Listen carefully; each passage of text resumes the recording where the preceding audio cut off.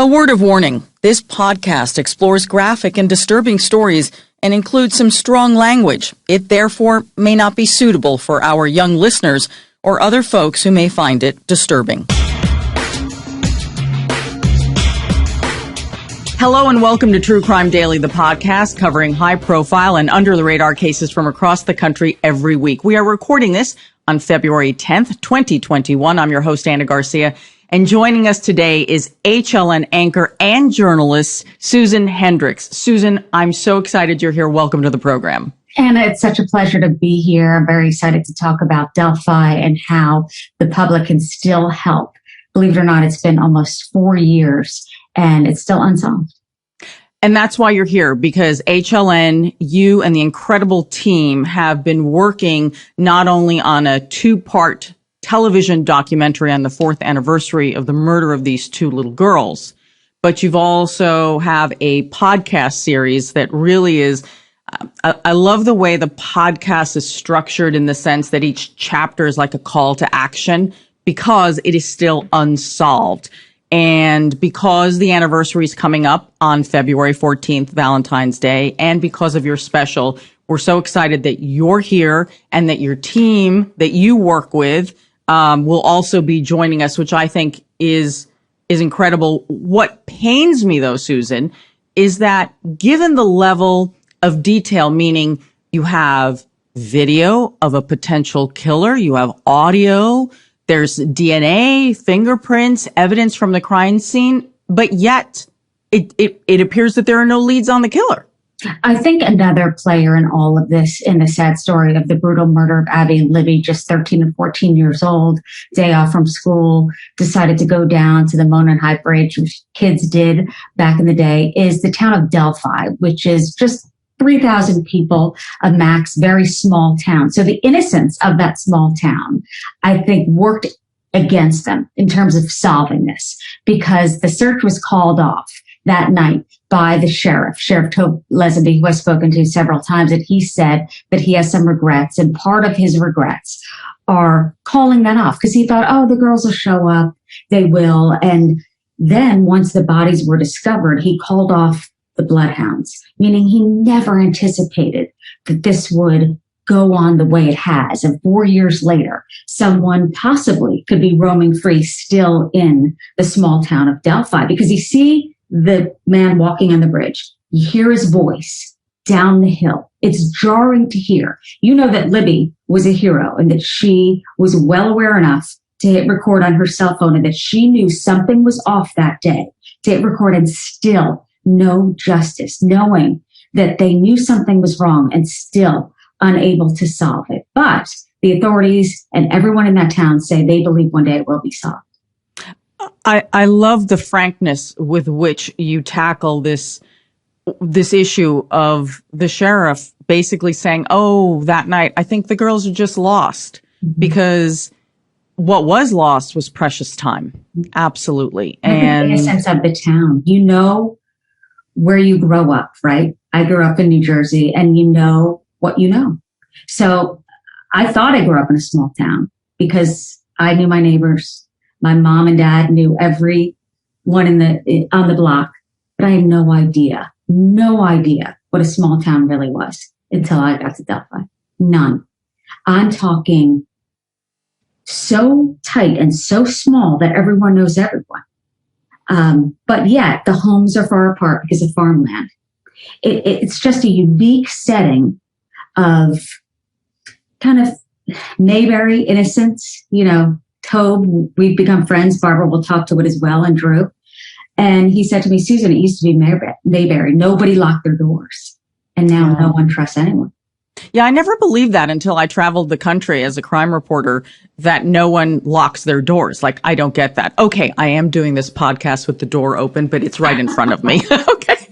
You really think, wait, that can't happen, but it does. It does. Yeah, it is. Now, not only has HLN and the team that you all work with done an outstanding job of documenting this crime over the last few years, we also covered it on Crime Watch Daily as well. I think every major news organization and crime organization did. Now, we're going to talk more about this double murder, but we want to let everyone know that a little later, we're also going to have an update on a criminal case against the grandfather who accidentally dropped his 18-month-old granddaughter from the window of a cruise ship while I was docked in Puerto Rico. The toddler died. We have an update on that case that we've been following here on True Crime Daily. But first, let's get back to the case that we're talking about. This is the 4th anniversary of the Delphi murders. Now, this happened on February 14th. Valentine's Day is when the girls were found. So 4 years ago, 2 8th graders, best of friends, 13-year-old Abigail Williams and 14-year-old Liberty German, were found murdered. Now, there have been no arrests, Susan, as you said. Is this being treated as a cold case? No, and the authorities there, absolutely, to be frank, despise the term cold case because they believe it means they're not working on it. And the new prosecutor says, look, we're working every day. Everyone is so involved with the tip line. As an example, no matter what tip is called in, and you could go down a rabbit hole online, and everyone's a suspect, which even the sheriff said, look, I know I am. Mike, Libby's grandfather, said, I know I am at CrimeCon. And they're willing to say, look, we didn't do it and be interviewed. But they follow up on every tip. And of course, when you don't give out the cause of death, you don't give out exactly anything, really. Just the condition of the bodies. Okay, Susan, that to me is very unusual. Obviously, police always hold back information for a lot of excellent reasons. John Mark Carter comes to mind with JonBenet Ramsey. So you want to avoid that. Okay. So, Susan, why do you think that they have not told us what the method of murder was in this case, how they were killed? Because honestly, my mind says, did they fall from the bridge? Did someone push them? Well, depending on where you have tuned into this case, and if you know that their bodies were discovered down the hill on this plot of land, and Abby and Libby were next to each other, we do know that. And we do know that some sort of signatures were found near the body. But the cause of death, we don't know. But when you say signature, what do you mean by signature, Susan? And Barbara can talk to this as well. The prosecutor at the time, Robert Ives, he said that there are signatures left at the scene, meaning something unique that you would walk up on and say, this is odd. This shouldn't be here. That's all the information, though. And Barbara can talk to this that we have in terms of exactly what is it? Is it something he collected? So it leaves a lot of room for speculation, right? But they say, look, we are keeping this close to the vest for a reason, because we not only want an arrest, we want a prosecution. So we're holding this. We'll give you bits of information. We'll give you the audio saying guys down the hill. We'll give you the video. We'll give you the still shot. We'll give you the 2 sketches. But we won't give you any more than that. And it's frustrating to a lot of people thinking, what are they doing? Are they not doing enough? Because as time goes on, you think, I don't know, is this ever going to be solved? They have DNA. They wonder if it's enough. Will genealogy solve this? We don't know. We only get bits and pieces of information, and they say by design. So in a little bit, we're going to be joined by the podcast hosts and producers, Barbara McDonald and Andrew Iden, who really have done a stellar job of reporting this as well. And I love how you all are doing it in this multimedia way with the television documentary and the podcast and just attacking the conversation from all these different perspectives. But before they join us, Susan, let's talk about the case, the murders. Maybe I always love to do things chronologically because I think it really helps people get into the place and the time, and things sometimes reveal themselves in real time. So let's do that and see how things were revealed and figure out where the red flags are in the holes. So back to February 13th. So the day before is when the girls went off to this bridge. It's a popular hiking spot. They were driven there by Libby's older sister, Kelsey. Again, we're talking about the 2 girls, Abby and Libby. So they were going to take a hike, and they were also going to take some photographs, I understand, of the bridge. And it is really a spectacular looking old bridge. It's an abandoned railroad bridge. It's like 100 years old or close. And it's very high up. And we will be, while we're having this discussion, for those of you who are watching and not listening, we'll have pictures and video of the bridge in the area that will give you an idea of why people are drawn to it, but at the same time, I'm scared to death because I just look at it and I look at those railings. I'm like, who in their right mind is going to walk across this thing? Same thing. And when I first got to the town of Delphi, my first trip there, I've been there several times and gotten to know the family. And Kelsey was nice enough to drive us there in her car a couple minutes away. And she said to me, I felt guilty because my sister Libby kept asking, can you drive us here? Can you drive us there? And she'd always say no. So she thought, I really don't want to drive them to the bridge. It's a few minutes away. I should. I'm guilty. I should do it. I feel guilty as an older sister. So she said, all right, on the way to work, come in my car. So Abby and Libby get in her car. The windows are down. It's a day off from school, a makeup snow day, and it's abnormally warm, like 60 degrees. So picture that in Indiana. They're excited to go out. Not much to do again. Small town. Sure. So Libby's grandma says, why not? Get you away from the screens. She drops them at the bridge and says to Libby, don't forget your sweater, what grandma said.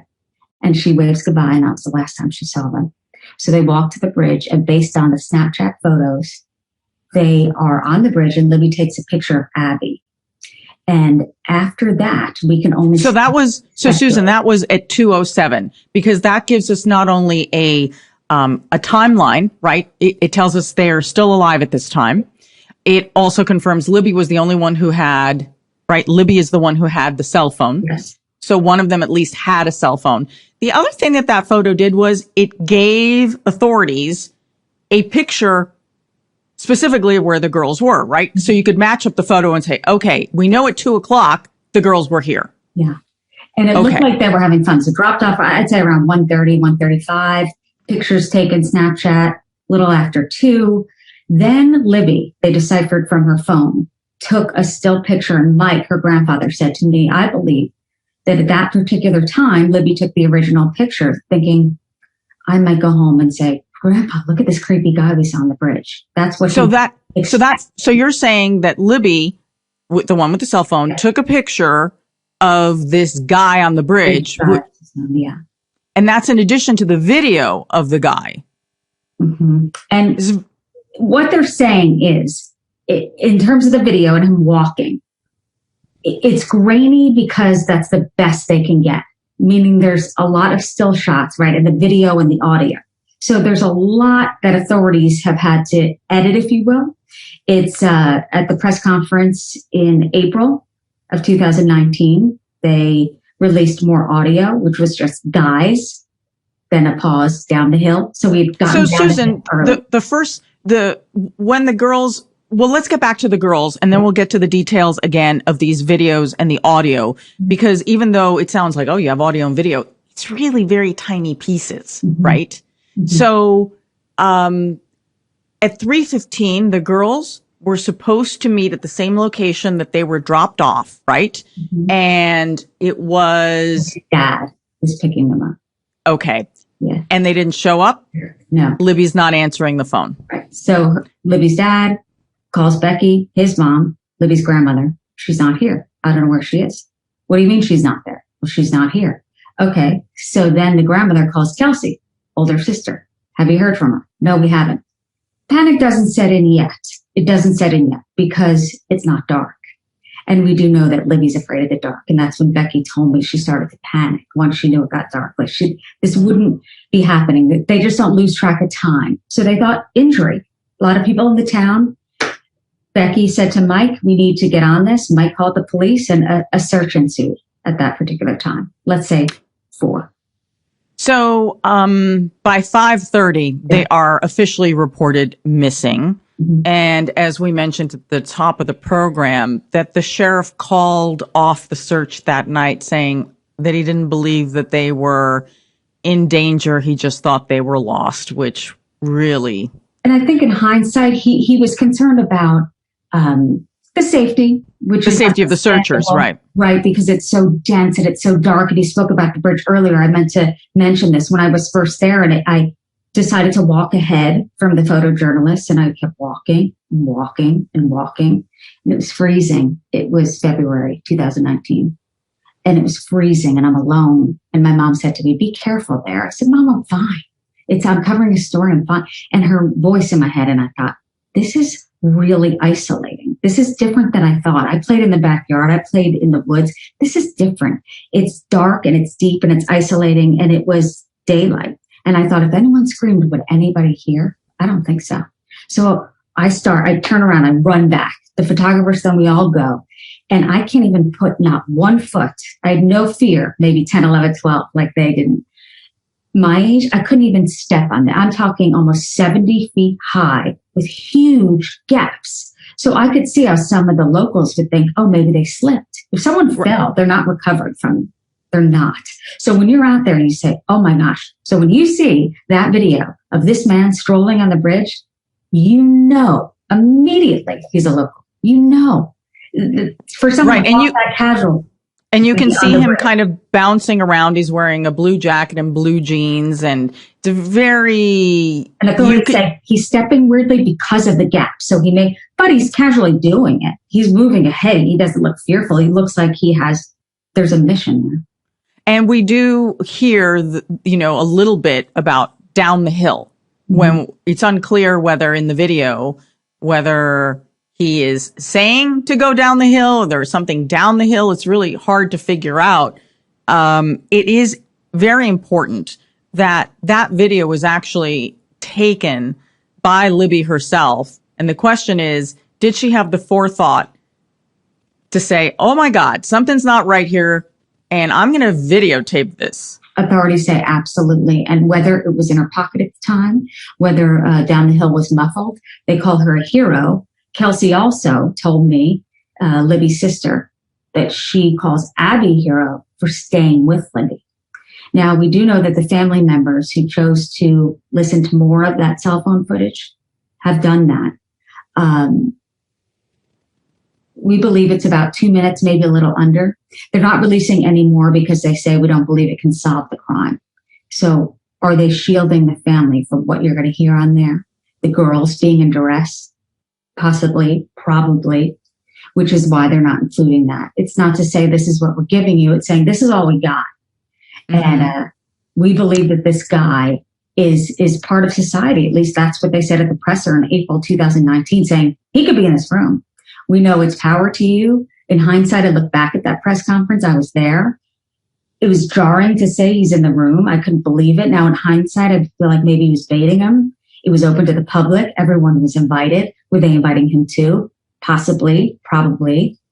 And, but they say that extra tip, that one more tip. And it hasn't come yet.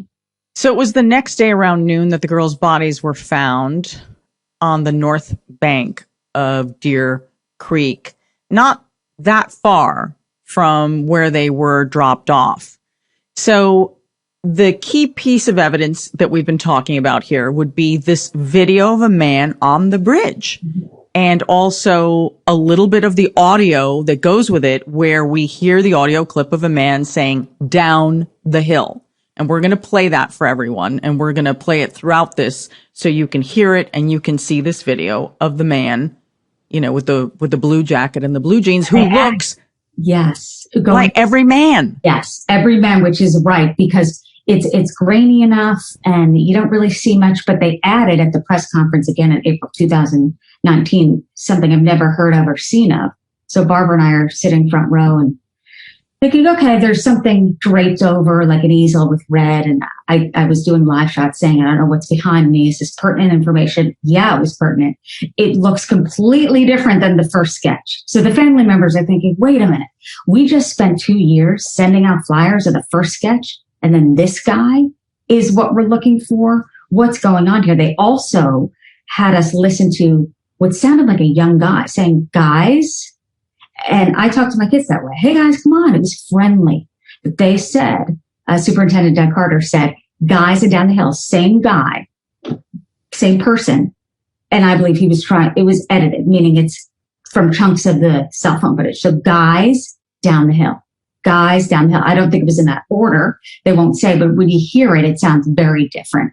And something that stood out to me that I think is worth mentioning, it's Becky, Libby's grandmother, said, I was so distraught looking at the new, younger guy in the sketch. And then she said, and then it dawned on me, I had an epiphany, that when you're young, very young, 12, 13, everybody looks old, right? So Yes. maybe the sketch looked like the older guy. And when you're old, everybody looks young. When Right. you're above 30, everybody looks young. So maybe it's a combination of people who saw what they saw based on their age range. Does it equal that guy? It's amazing that it was 2 years after the girls were discovered murdered that they released a second sketch. So 2 years into this investigation, there are 2 sketches. Then they released the additional audio where you hear the man say, "Guys," down the hill. Let's just pause a second and make sure that everyone can hear the video. We're going to play the clip now.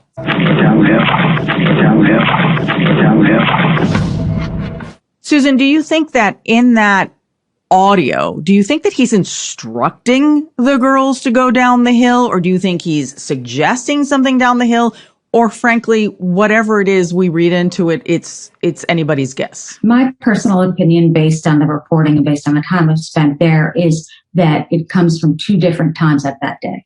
That Guys was earlier in the day, could be wrong, and Down the Hill came, it could be moments later, but Down the Hill was more instructive. Did he show a weapon? Did they scream? We don't know. Were they scared of what he showed them? Because if you look in the pockets, if you can analyze, can't really tell. Was he holding something? His hands are in his pockets. Again, 70 feet down. Seems to have no problem with his hands in his pockets. So did he scare them enough? Down the Hill was instructed. Guys may have been on approach. That's my opinion. So now we're going to play a clip from the HLN documentary that is coming out this weekend. And right after the clip, we will be joined by the podcast hosts and producers. Here's the clip. By the spring of 2019, the public had at least a handful of leads that might help in identifying the killer. We had 2 sketches. We had 4 words. We had a very short video clip and the still images that could be pulled from that video.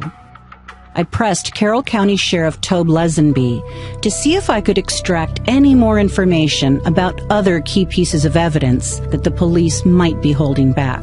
Is there more audio from him on the tape than what's been released? Not that I am aware of. Could you release more of the video? I think people anticipate that there's something, if you will, earth-shattering that's going to jump out at them to go, hey, it's so-and-so. That all of you guys watching it every couple of weeks haven't noticed yet. Right. I asked him about fingerprints. There were some fingerprints collected. Do you know if those fingerprints belong to the killer? That I do not know. And same with DNA. You have DNA. Yes. Do you have his DNA? Again, we don't know. How helpful has that video been? I know there are still items within that video that are still being studied and considered. And so I still consider it a positive key piece of evidence that eventually will be used in the courtroom. Is it fair to say it's several minutes long? It's not as long as what you would think, to say several minutes now. So now we're bringing on Barbara McDonald and Andrew Iden, the producers and the hosts of the podcast. Welcome to the program, you two. Outstanding work. Oh, thank you. Thank you for having us. Thanks for having us. Absolutely. Barbara, I got to hand it to you. You're trying every which way to get information out of the sheriff. You are extricating everything you can. So it sounds like there's a little bit of DNA, some fingerprints. It's astonishing to me that you have that plus this pretty clear video. I mean, it's grainy, but you do get a sense of the body shape, right? You do get clearly the clothes and all of that, even if you can't really make out the face. So you have video, you have audio, DNA, fingerprints.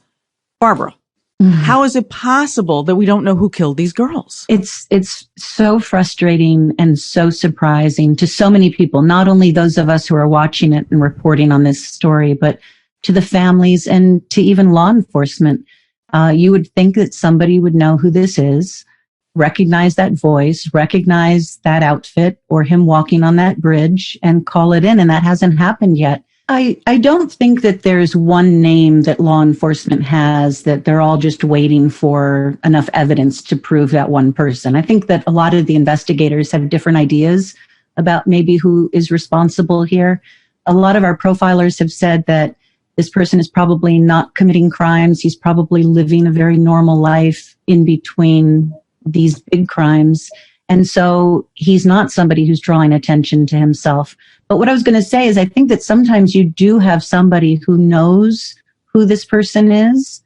And for whatever reason, they're not motivated enough to come forward yet, whether they're scared or whether they think it's not their place or whatever is going on in their own head, they don't come forward. And sometimes it takes a long time for that person to finally be willing to go, I do know something, and here it is.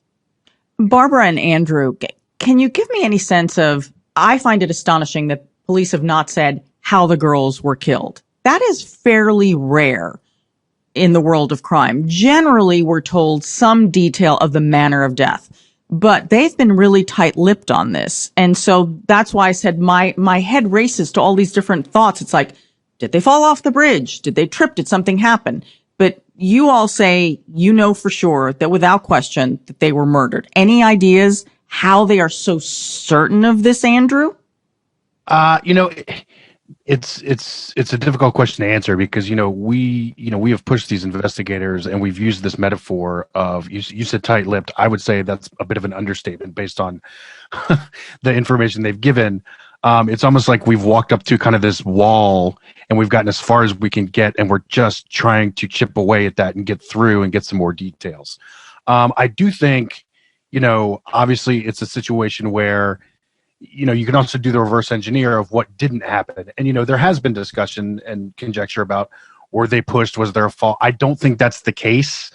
Based on just the way the investigators characterize what they saw at the scene, they use adjectives like Brutal. Horrific, brutal, can't unsee this. So we know that whatever, and this is just from what they've said, I think the assumption is whatever the way that they were killed or the manner of death was something that goes far beyond what most investigators are used to, which is, kind of your general, and there's no such thing as a run-of-the-mill murder, obviously, but Of course. It's just something that goes above and beyond kind of what we're all kind of used to.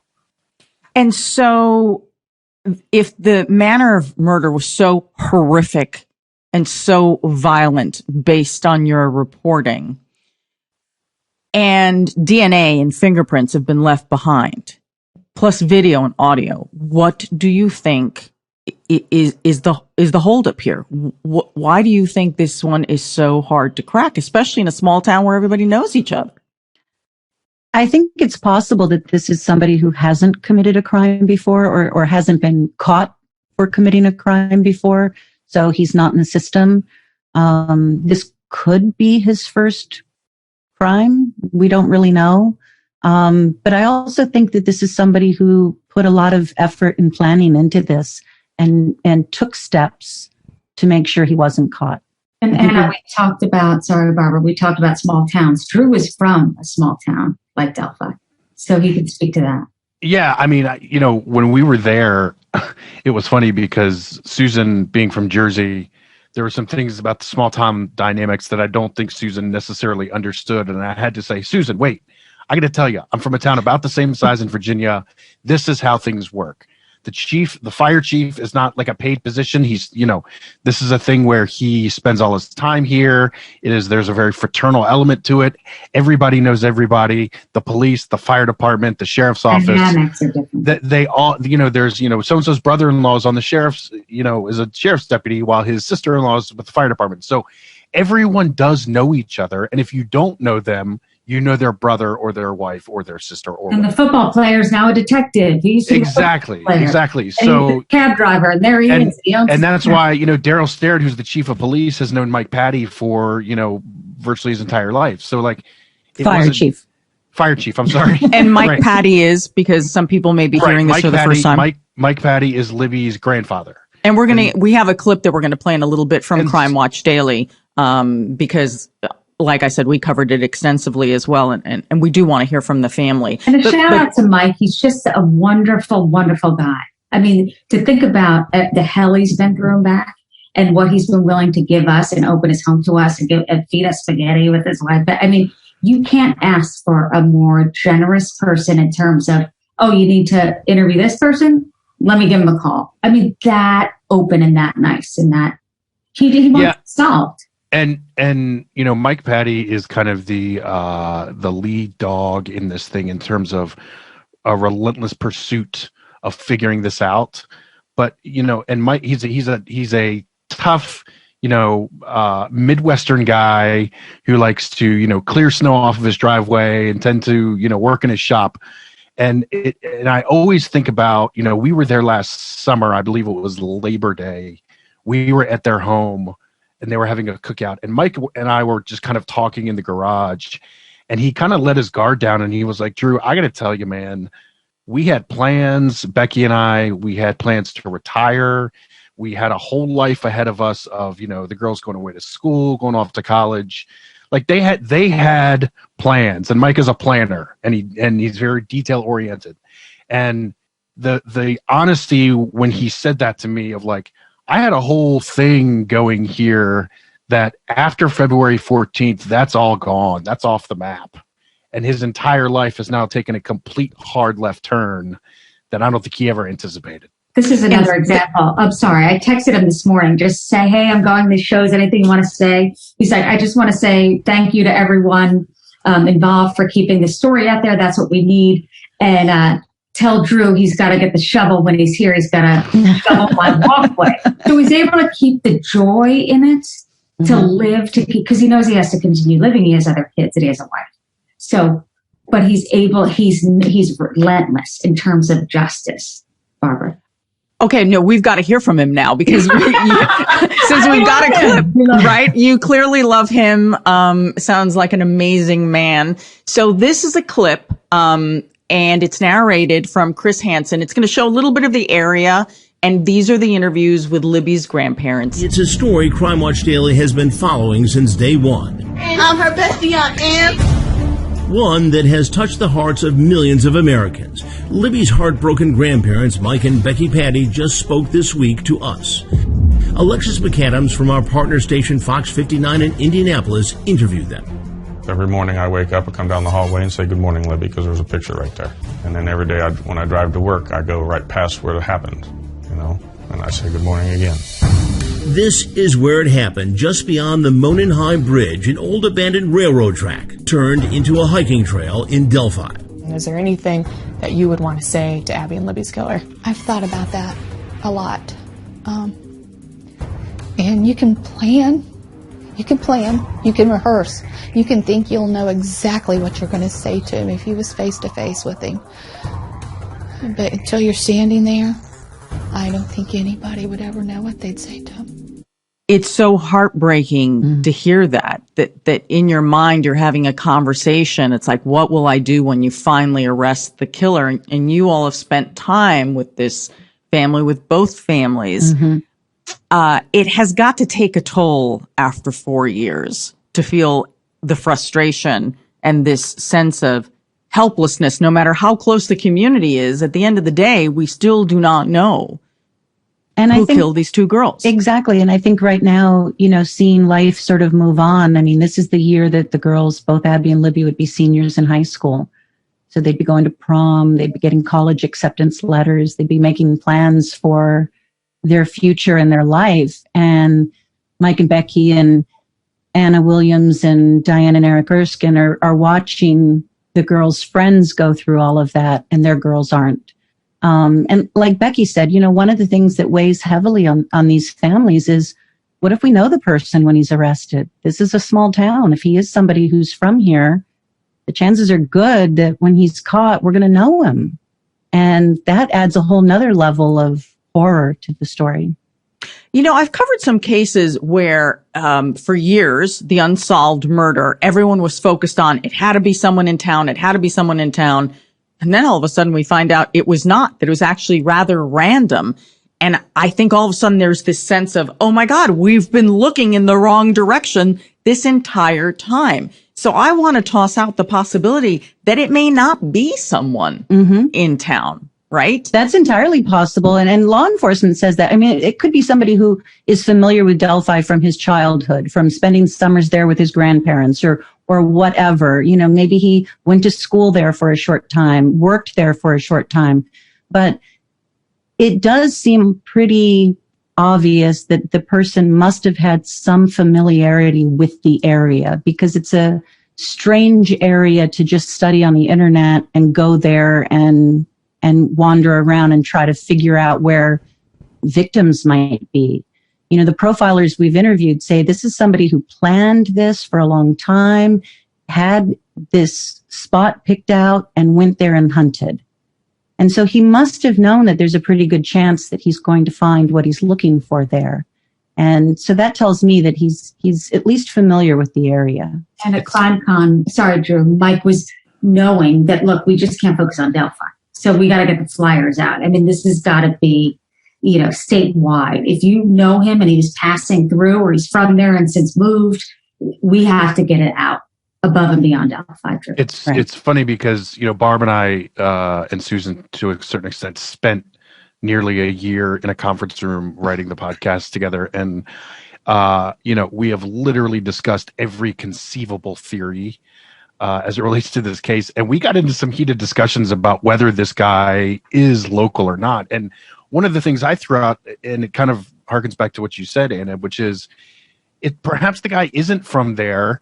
And, you know, what if the investigative strategy is to give whoever did this a false sense of security that they've gotten away with it by appearing as though they are honed in and focused on someone local? Well, if it's someone who's not from the area and is living in Seattle, well, they might just slip up and, you know, because they think they're getting away with it. You know, is that an investigative strategy? We don't know, but it's worth considering.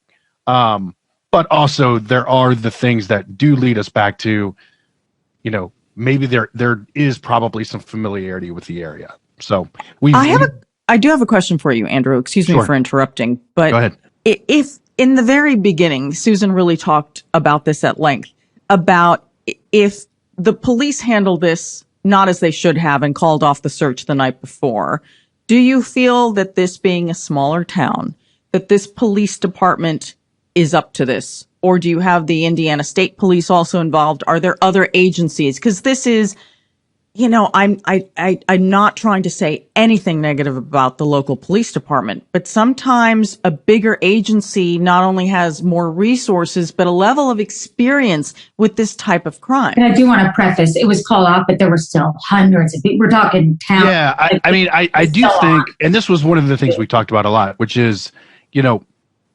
the sheriff's department did call off the search that night. But, you know, we have to think about the context of what is call off. You know, we had discussions and it was like, you know, I feel like that was a situation where the sheriff basically said, I have to call this off from an official capacity because I can't pay the overtime. I don't have it in my budget. Someone's injured. Yes. Right. I can't pay the insurance if somebody's hurt. But in a town that size, that could have been all it was, and everybody continued searching. I mean, it's not like there was just this mass exodus of shrug your shoulders and go. Kind of liability, technically. Right. I mean, so I think we have to, we really have to consider, calling off the search and what that really looked like. I mean, Anna Williams talks about being out that night long past the point where the search was called off, and there were people on ATVs and people out, searching. Like, this was not just flip the switch, close the shop, and go home. And again, the small town may have been their detriment because the crime scene had someone urinating. I mean, everyone was in the woods looking. And so the contaminated crime scene was such a huge span because it was such a small town. So everyone was invested. So was it a con? I would also say that because of the area, that is the sheriff's office prepared to handle a murder investigation that is of this scope? I don't know. Is the sheriff's office the most qualified to search the area in Carroll County? yes, I would say probably so, more so than the FBI or the Indiana State Police. This is their backyard. Yeah. They know this area better than anybody. I think all three of these agencies would tell you, are there things we would have liked to have done differently? Sure, that's the case in any one of these, in any investigation like this. But does it rise to, negligence or some sort of, investigative malpractice? That I don't know.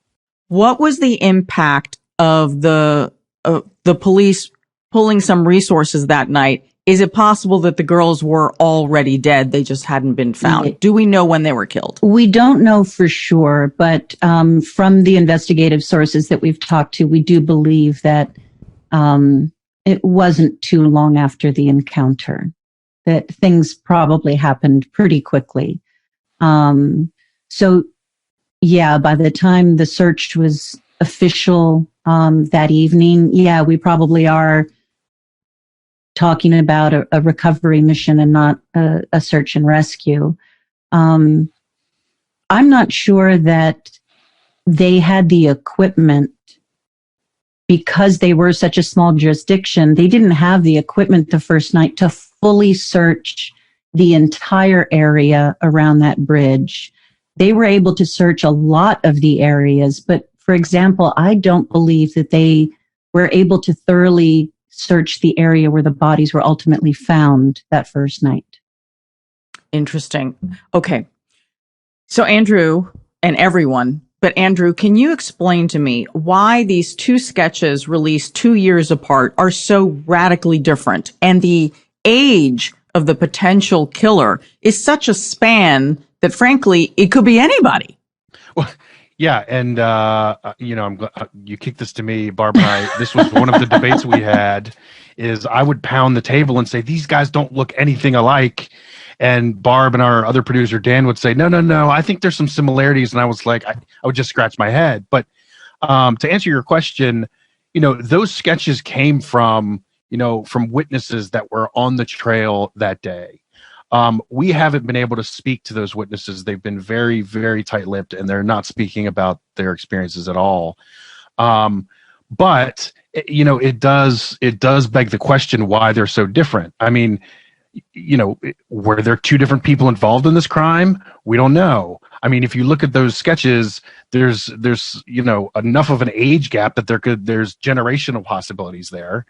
But those two sketches are yet another element of this case that, as I have said to Barb a million times, and she's going to roll her eyes when I say this, you can see whatever you really want to see, right? Like anybody can be convinced of anything. Like, it was 2-on-1 in our writer's room with Barb and Dan, our other producer, who were like, no, there's some similarities here. Look at the chin, look at the eyes, etc. And I was like, you've got a point there. But I would be like, wait a second. One's got facial hair, one doesn't. One's got curly hair, the other's got a hat. Like, there's no similarities at all. So those two sketches are just another layer of baffling confusion about what do we have here? Because it doesn't seem to clear up anything. Yeah, and frankly, the strongest evidence is always going to be the physical evidence, the DNA, the fingerprints, more so than anything else, and then matched up with the video and that's the even audio. Tough to decipher. The video, you think physical evidence, what could be better than video? But as I was in the war room and we're seeing shot by shot, it's blurry enough that it's on a base. I'm like, wait a minute. His hood's up, his hood's down. That's hair, that's a hat. That's hair, that's a hat. It's so frustrating, and you can see whatever you want to see, as Drew was saying. Or even the brown thing sticking out of his jacket. Is that some sort of a leather kit with tools in it? Is it just part of the brown hoodie that he's wearing? Is it part of his shirt that's sticking out from under his hoodie? Was it the accidental perfect bomb because of the town? What's the white thing around his neck? Like, frankly, I didn't think it was anything until, Susan was like, well, what's that? And I'm like, oh, whoa, this is the first time I'm even noticing that. And it was like, damn it, this can be anything. It's maddening. That blurry, yeah. One of the points, though, that I go back to a lot, we had an FBI agent on one of the specials that we did, I think right after the New Direction press conference in April of 2019. And we were talking about the video that was released. It's a minute or a second and a half of video of him taking like a step and a half on this bridge. But what this FBI agent saw in that was that he was thinner than he appears in the still image, that the still image makes him look like he might have what could be a typical body for somebody in their 40s or 50s with, more of a gut, a little bit more weight on him. But she was saying, no, if you look at the video that they released of him taking those steps, you can see that the legs are thinner, the arms are thinner, and that she believed that was all stuff he had in the jacket for what he was going to need, for what he was planning. Can I add just one other thing about the sketches? And that is, we've had conversations with law enforcement who have said the important thing to remember about a sketch is it's not necessarily for people who don't know. The goal is not to show a sketch and someone to go, that's John. The goal is for someone who sees the sketch who already thinks it might be John. Yeah. And the sketch is the last kind of piece that they go, I knew it. So the sketch is for somebody who kind of might already have, 75% of their suspicion. And the sketch is kind of meant to be that last 25%. And it's not for comparing against Facebook profile pics. Yeah, they said obviously people are doing, and I see that in a lot of the Facebook groups that discuss this case. Somebody will go, oh, it's this person. And you look at them and go, yeah, I could make a case that person's photo looks like the sketch. Absolutely. But you need a whole lot more to accuse somebody of a double murder. Something authorities pointed out, and I don't know, I have to test this out, but they said that you would know your family member's walk. I don't know if I would know my dad's walk coming towards me if I couldn't tell, what he was wearing, or maybe I would. So I asked my husband, would you know my walk? And he said, yeah. And I thought, okay, I have to pay attention to people's walks. Like, can you tell on the bridge? Because remember Doug Carter said, watch his gait, his walk, he would know him. Would we? Maybe. Has anyone looked into the possibility that this was like one of those railroad enthusiasts, fanatics? Because that bridge is very unique. Mm-hmm. And anyone who's into railroads, I know a lot of people, most of them former news writers from television, who were always obsessed with this. I think I made that in my college. Right? And that they would travel the country just to look at bridges, trestles, all of this stuff. And that could explain the familiarity with this structure. I don't know. We looked into archaeology, didn't we, Drew? I mean, we looked into everything. Yeah. I've been in corners of the internet I didn't know existed. Me too. Oh, same. Me too. Same. Yeah. I want to point out that we talked about Libby's family a lot. I do want to point out with what I saw in the special with Anna and how resilient she's been and what she's had to go through, that she really, because we can tend to talk in sound bites, the news, right? That it's wanting to be solved, but the day to day that she has to live. And she said, I feel like saying, what are you doing today? Oh, we're working on it every day. How? What are you doing today specifically? Are you calling the tips? Are you working with the FBI? Because imagine if it was your family member or your daughter or your cousin or your niece. Wouldn't you, 4 years in, you're thinking, what is going on? So that's the most frustrating part, as I feel for them, feeling that. They all. Yeah. And we've had a couple conversations with Anna. We talk a lot about Mike and Becky Patty because they're so outward and, front facing on this. Anna has chosen a bit of a different tact, and, it's up to anybody to kind of determine how they would do this. But we've gotten to know Anna a little bit too. And she's a tough woman. And, she is, dealing with a lot, obviously, in everything that's gone on. And she told Barb and I in the first conversation we had with her, she was incredibly open and candid with us from the jump in our first interview for the podcast. And but she told us at the end, she said, you guys are going to leave and have this interview. And she's like, but this takes me a couple days to kind of recalibrate myself. So, just know that. And so, we were keenly aware after that of what this kind of thing has done to her life, and then to continue this dogged pursuit of justice through doing interviews and having conversations about her daughter. She's living hell after she does those because she has to live through this again, but she knows it's necessary. And this was her only child. Abby was her only child who she lost. Well, you all have done a remarkable job. It's clear that it's your passion project. And I'm so grateful that you won't let go of it, because it's keeping the spotlight on these crimes and the conversation going that somehow eventually leads to a lead one way or another. Mm-hmm. And that's why this is so important. The anniversary is important because it jogs everyone's memory on that day. You know, it's not a random thing. There's a reason. And I know there's a tip line. So we want to remind everyone that you can watch HLN Investigates Down the Hill, the Delphi murders, on February 14th and 15th, and catch up with the podcast.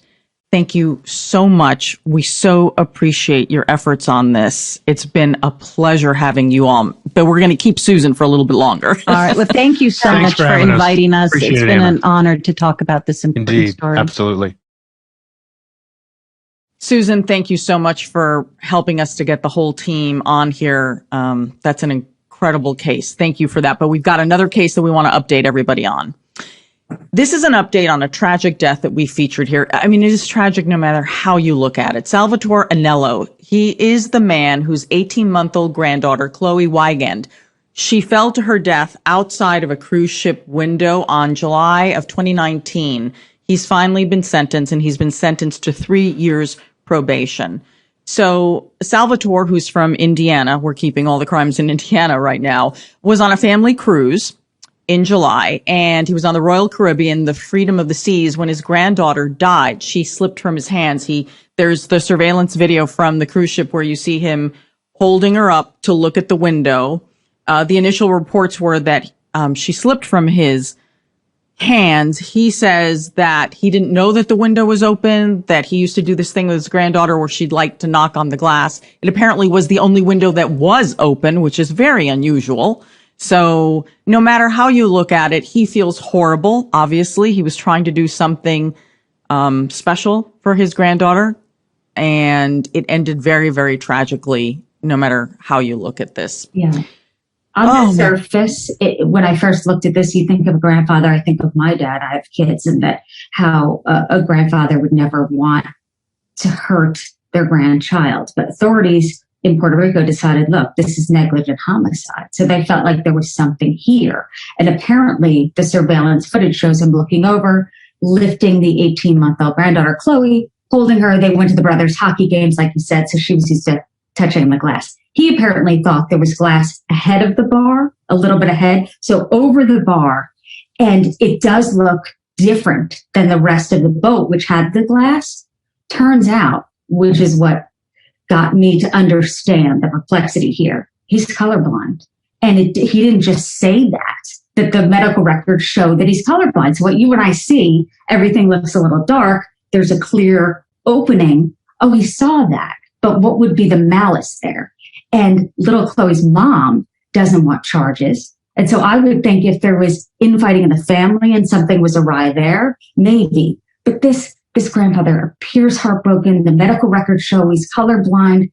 Why would he want to do this? Nothing in the past showed anything that would lead to this, right? You study, as you know, in crime, the past. Is there a history of this? Is there a history of anything? Nothing. And just the heartbreak to me alone is punishment for life. He said, look, he was interviewed on CBS, and the reporter said, look, the comments say everyone believes you.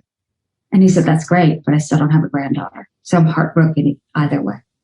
Yeah. Yeah. They really did. The authorities felt that they had to charge him with something because a child has died here. So he entered into a plea deal. He at first was going to fight the charges, and then he said, okay, I will plead guilty. And then they came to an agreement that he would get 3 years probation, so he wouldn't have to do any prison time. And that probation will be supervised in Indiana, even though the crime took place in Puerto Rico. So the grandfather said, you know, I just want to take this plea deal so we can end at least this part of the nightmare for the family. And the family is still suing Royal Caribbean. There's a civil lawsuit, and they claim that the cruise ship allegedly destroyed some surveillance video. And they also blame Royal Caribbean for the risky situation, as they describe it, for making this accident possible.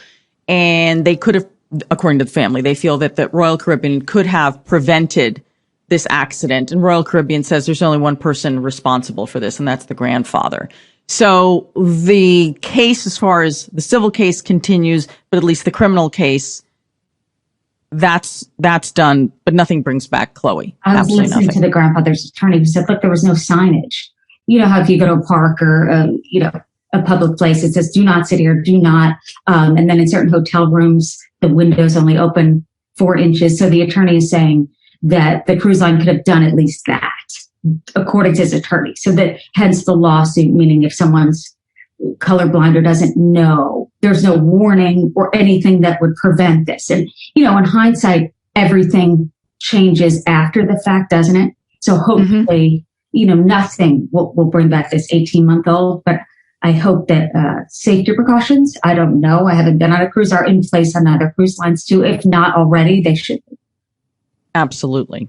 It is time now for our comments section. These are the crime stories you all are talking about. Okay, this one, help me with this one. This is just pure insanity. A cannon explodes at a baby shower, one of those gender reveal things, in Michigan, and it kills one of the guests. No. It's unbelievable. I mean, you can't make this stuff up.